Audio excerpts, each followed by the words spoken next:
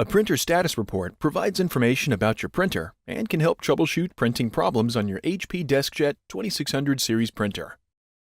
With the printer powered on, lift the input tray. Lower the output tray and then slide out the output tray extender. Load plain white paper into the input tray and then adjust the guide so it touches the edge of the paper.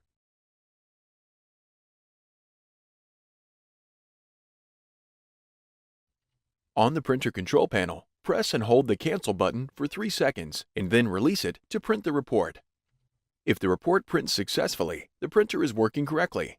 If you are having problems printing from your computer or device, the cause might be the connection, device settings, or the software from which you are printing. The printer status report provides important information about your printer. Easily find support information on support.hp.com using your printer model number. Access the printer's embedded web server by entering the IP address or hostname into the web browser of a device on the same network as the printer. And prepare for replacing the ink cartridges with the estimated ink levels for each cartridge. Before heading ahead into the video, in case you are facing any issue with your HP printer device, get in touch with our HP printer expert. Thanks for watching, and don't forget to smash that like button and hit the subscribe button so that you don't miss any of our videos. And in the case face any problem, get in touch with the experts.